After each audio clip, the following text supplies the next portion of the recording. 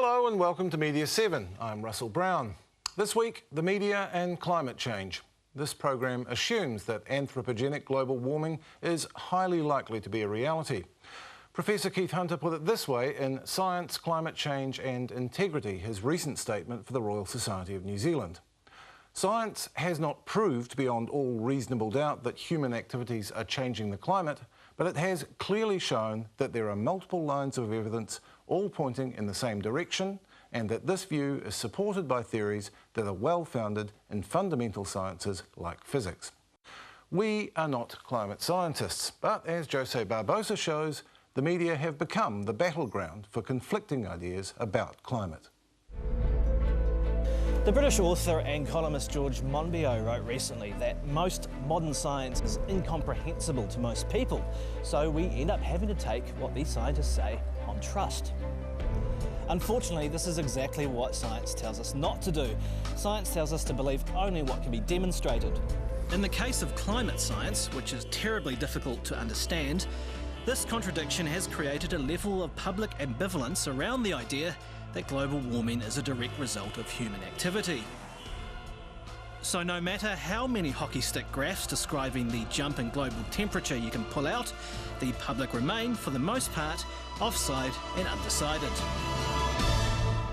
In fact, it's fair to say that recently science has been smacked about a fair bit.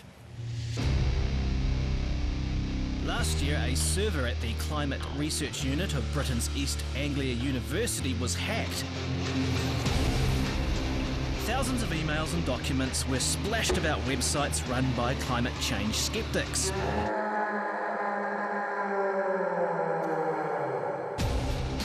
Critics claim the emails proved the scientists had manipulated climate change data.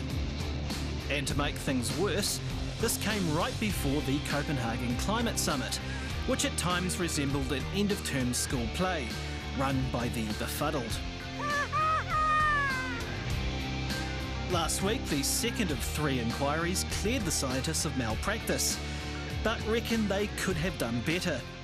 They could reasonably do things slightly differently in future and use somewhat better statistical methods, have better procedures for maintaining records and things of that kind. But their overall conclusion was unequivocal. Insofar as the committee was able to consider accusations of dishonesty against the CRU, the committee considers that there is no case to answer. Even though only a small group of climate scientists were investigated, climate science as a whole was tarnished. A recent poll shows only 52% of Americans think most scientists believe that global warming is happening. That's down 13 points from 2008. The climate change message has derailed itself, and the media has at the very least helped unbolt the tracks. You see, we've been asked to trust the experts before. At the stroke of midnight, January 1st, 2000, elevators may stop. But having been burned in the past, news outlets are turning inwards to get answers. Talking about climate, it's like having a car for 3 days and say, this is a great car. Well, yeah, it was for 3 days, but maybe in day 5, 6, and 7, it won't be so good. The fear of appearing biased means both sides of the debate share space on the screen, leaving viewers about as informed as your average packet of raisins. Where you was in Russia last time? I live here. I've heard Russian scientists. Are you doctor or meteorologist? Say. Locally, the ACT parties tried to engineer its own version of the CRU controversy, claiming NIWA had also twiddled with its climate data. While scarcely a month has gone by without an article disputing man-made climate change appearing in Ian Wishart's Investigate magazine. And the news keeps showing the same pictures of melting ice shelves and polar bears till we're so thoroughly bored we'd do anything to avoid another climate change story. So what's happening here? Is the science too difficult to report? Is the damage inflicted on the reputation of climate science irrevocable? Or are we all doomed? Jose Barbosa there. I'm joined now by the Prime Minister's Chief Science Advisor, Professor Sir Peter Gluckman, who this week gave a lecture that focused in part on climate science and scepticism. Welcome, Sir Peter. Thank you for joining us. Good evening. Now, you noted before and after this week's lecture, you expected to receive ad hominem attacks as a result of giving the lecture. Does that have a chilling effect on discussion of science? I think it has, and I think it's unfortunate. If there's a scientific debate, it should be a civil debate about the facts, not about the people. I think the issue, however, is here that we're not really dealing with a discussion about the science. I think that there is essentially universal consensus amongst those who are in a position to make that consensus that the world is warming, that the planet is degrading, and that human activity has something to do with it. The debate is really how you handle the situation. In part, is that because no one's talking about the science? We tried to get someone from NIWA on, and for reasons that I can understand, they're very wary about speaking in the media now. I think the science has moved beyond that. For the last 30 years, there has been there's been a lot of progress in understanding the world's climate. I think there's been genuine debate amongst scientists, because there's things we know well, there's things we know less well, and there's things we don't know much about at all in terms of the world's climate. But out of that comes a pretty certain consensus amongst scientists who are climate scientists, and I'm not one, that the world is warming, and there's no other tenable explanation at the rate of warming other than the increase in greenhouse gases, which again is a reflection of the humans degrading the planet in a number of ways.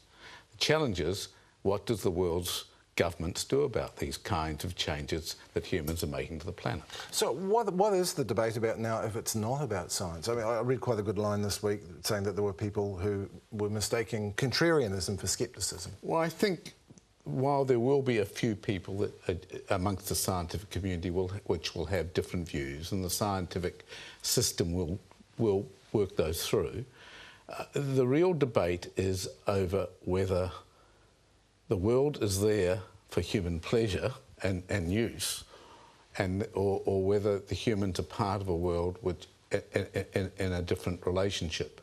And I think a libertarian-type philosophy views these issues, ones that can be controlled through technology rather than through responsibility, and that there is therefore a group of people who find the idea that some limits on economic and personal freedoms as a result of this foreseen and predicted event is something they are uncomfortable with. And let's face it, we are only talking about prediction. There's a likelihood of something happening, but governments have to work on managing risk. That's what governments are elected to do.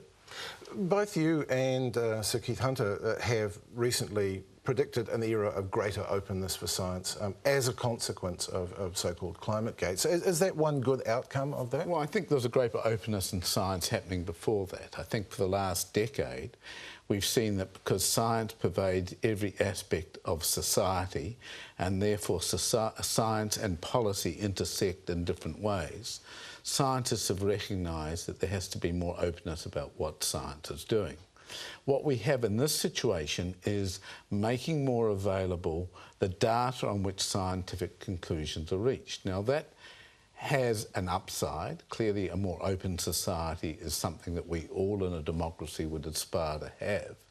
The downside of it, of course, is that many scientists are not equipped or well equipped to communicate what they feel comfortable about in a scientific discussion with people who are looking at things with either other agendas, or even if they have the same agenda, from looking at it but are not trained to look at data. I've been hearing this for years, though, the idea that science needs communicators.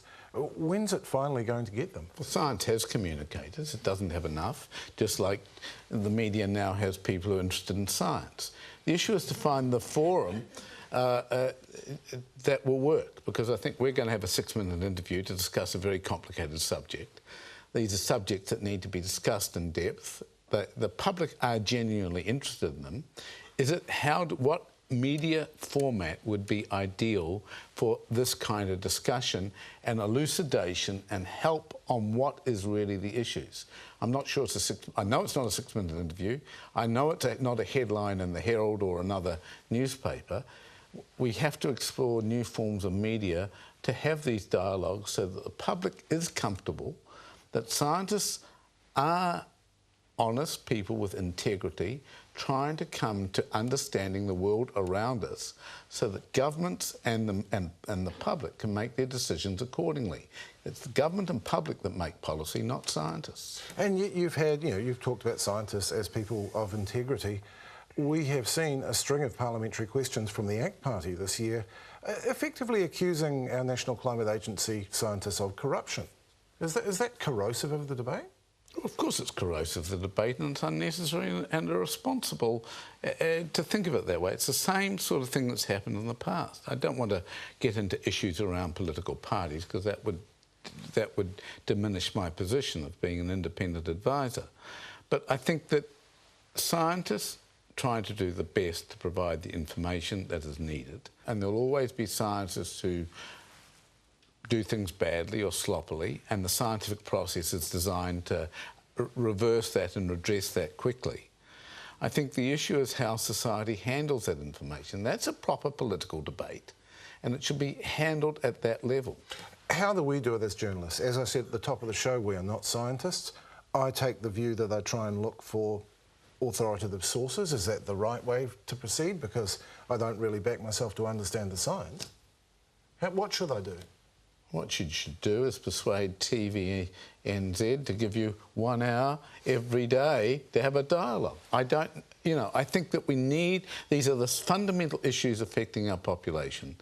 It's been turned into controversy and hype when it's not there.